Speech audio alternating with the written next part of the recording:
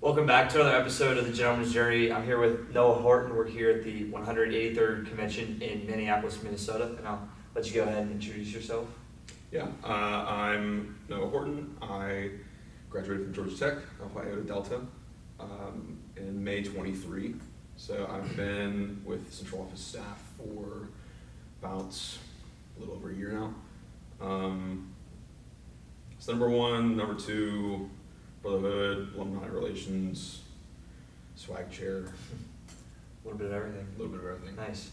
I like to begin at the beginning of your Chi-Sci experience. Can you tell me some of your first encounters with Chi-Sci and what made you decide this is somewhere that you wanted to be a part of? Sure. My first experience was with formal recruitment at Georgia Tech. I wasn't really interested in Greek life, had the kind of typical stereotypes in my head, but my freshman roommate kind of convinced me to go out and just walk around. At Georgia Tech, formal recruitment's pretty lax, so it's just walking around from house to house. Everybody's got an open door. You just walk in, write your name down, get a plate of food, and just talk to some people. Nice. But went with my roommate, and he had a very different type of fraternity that he wanted to join, so we went to a few that didn't really click with me, and their recruitment was very mechanical, as in, you talk, oh, hi, my name's Noah, what's your major, and just that, like the mechanical conversations for 5 minutes, and then somebody else, another brother comes up and says, oh, what are you guys talking about? And then the first dude is like, okay, I gotta go talk to more people, and then it just cycles like that every 5-10 minutes, and it was just so socially exhausting. It is. And then I went to Chi-Sci, and it was just like people actually just normally hanging out and having normal conversations. Actually, it was like the really just stupid, dumb conversations that you have with your friends late at night, and it was just relaxing. And I found myself just, even with 15 minutes left and rest for the night, just going back, because I was so socially exhausted, but I felt comfortable and like I didn't have to perform there. So that's kind of when I realized that's probably a good sign. That's awesome. It sounds synonymously like my experience to come to Chi-Sci. You mentioned you held multiple positions, number one, number two, swag chair. Yep. Is there a favorite one you did? Swag chair was fun. Okay. Brotherhood chair was fun. Number two, I would say, was just personally impactful for me. Yeah. I within that year, I could notice in real time the kind of personal growth and development that I was going through. Our number two is internal operations, and also kind of the person who is talking with contractors, and I became number two in spring 2020, and so COVID happened, and I was in charge of the facilities, we used to have this really gross indoor-outdoor carpet that was just stained, and it smelled bad, and it was just bad for recruitment. And so in that position, I was like, well, let's, hey, corporation board, can we replace this? And they said, yeah, but if you do the research and come up with a proposal, we'll pay for it. Oh, wow. And so I did that over that COVID summer, and had like a 16K project, boring project, and it was, just going through those processes helped me grow a lot. Different things like the office work week, and overseeing brothers, and just the number two manages a lot of different types of tasks, and like project management skills. And as a 19-year-old, they were phenomenal skills to develop, and you just don't really get opportunities like that as a 19-year-old kid. Gotcha. That's very cool. And you mentioned swag shirt. Is that just the apparel chair, I'm assuming, but a cooler Yes.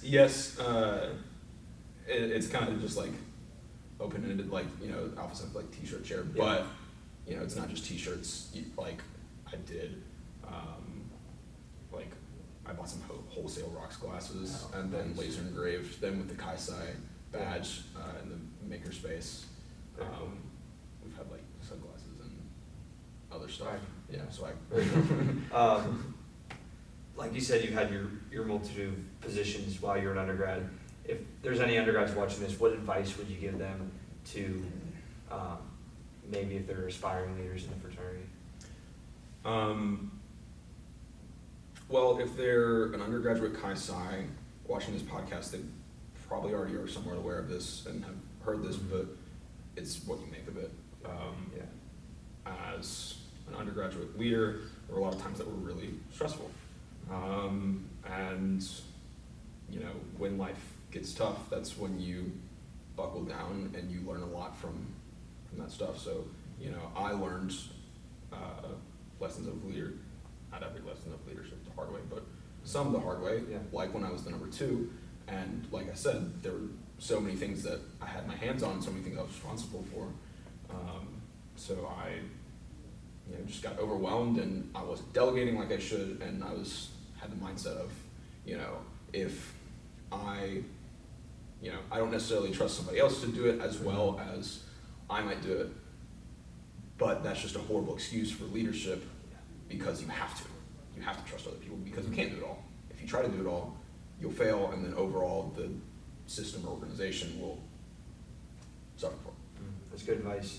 Moving forward a little bit, this past convention in Atlanta, Georgia, hosted by Alpha Iota Delta, you received the Stanley J. Birge Award. Can you tell me what that award is and maybe what it was like winning it?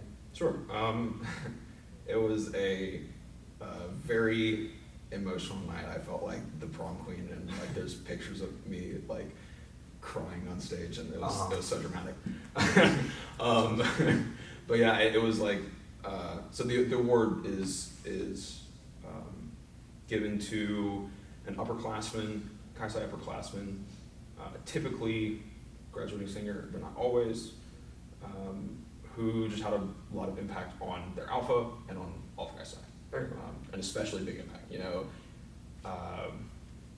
often it might be a number 1 but you know, if it's going above and beyond. For sure. I'm sure that meant a lot, especially with all the hard work you put in. Yeah, I wasn't expecting it at all.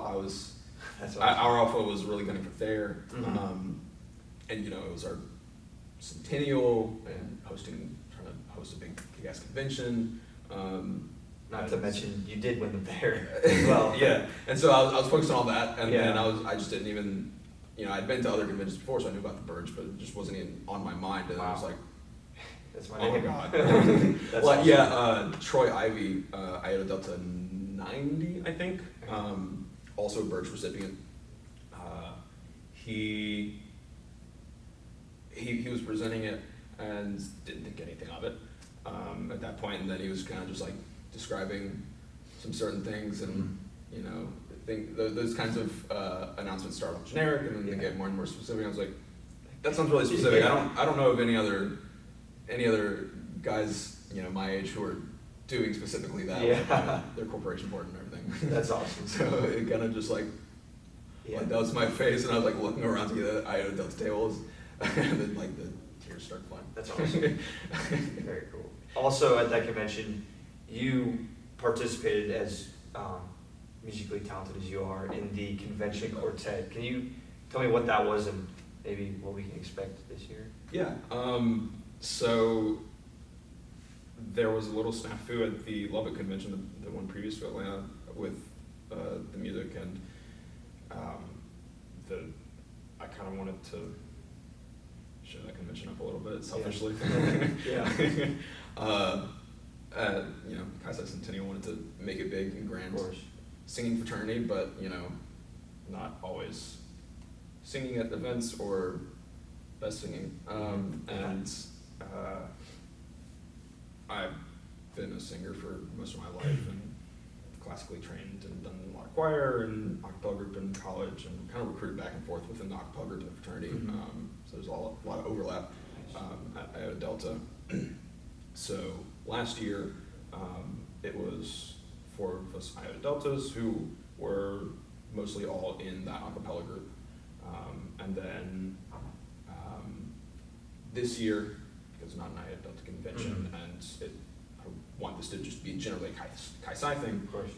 We've got some guys from another Alpha, Tau Delta, Okay. so it's myself, an undergrad from Iota Delta, and 2 Tau Deltas, and it's not really crisp. I'm very, very excited. We're singing the Alpha New song. Okay. That's awesome. And it's very clean. I showed a recording to a staff member yesterday, and he said, "Wow, instant chills." Very cool. I'm excited to hear it. I'm looking forward to it. Nice. You've recently joined Central Office staff as an Alpha Success Advisor. For the people watching that maybe don't know what that is, can you explain what that role entails? Sure. So,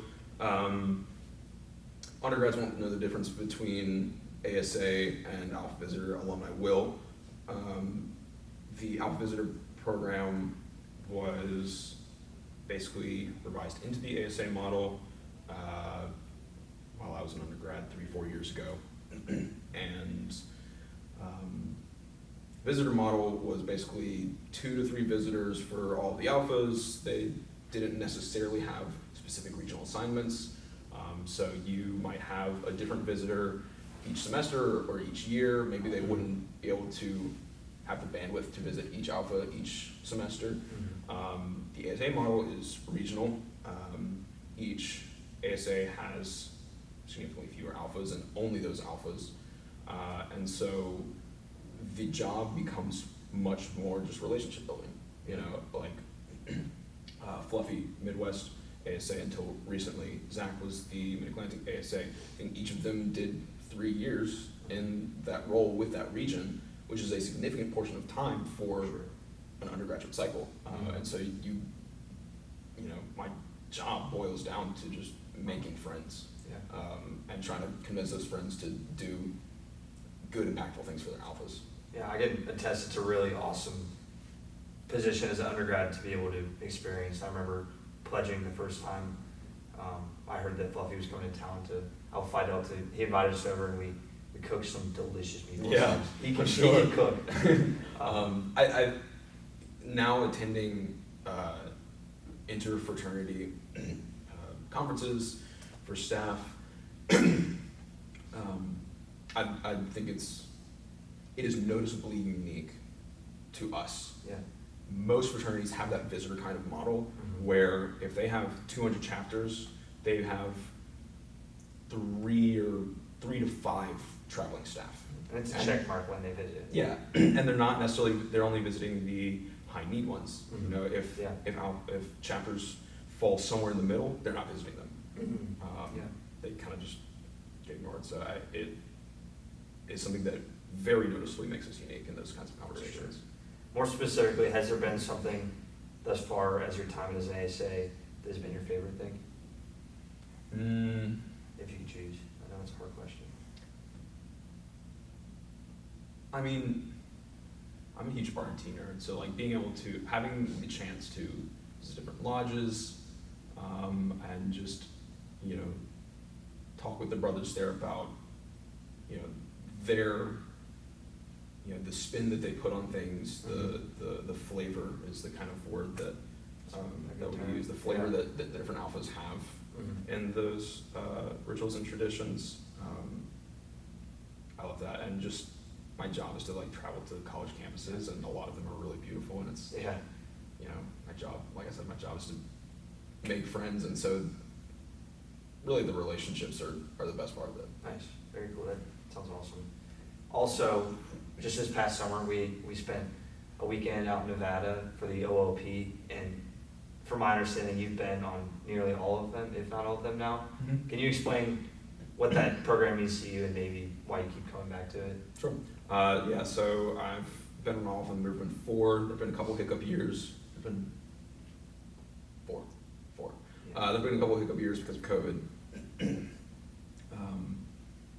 But yeah, I mean, the first iteration was the summer after my freshman year, and I've, you know, kept bugging Kyle and Steve to let me keep coming, and they did, and I'm on staff now, and I love it. And so Stacy Bear has this thing about the OOP, just outdoor trips in general, the 3-day effect, and it's backed up by research. It's not just a Stacy Bear thing, but it's something that Stacy Bear kind of brought to and implanted within the OLP. Nice. And the idea is, after 3 days in the woods or 3 days at some retreat, 3 days at a summer camp, the people there, that's when they really start to get in the groove and start to mesh. And so, maybe you think back to the OLP, perhaps that third day was when everybody was really getting along, because it's random people from across the country, and so most of you have never met before, every single year, and it's pretty much a new batch of people every year. So it's really palpable. I mean, it's super impactful, and the fact that I have gotten to be a part of all of those is awesome. The OLP will hopefully be expanding to happen more often throughout the year, and the eventual goal is that it's a program like all the other Chi-Sci programs. It's impossible for any one person to have attended every single mid-year leadership retreat. Yeah. And that's the hope for OLP. I'm super grateful that I've been on all of them. Kyle and Steve have both been on all of them, but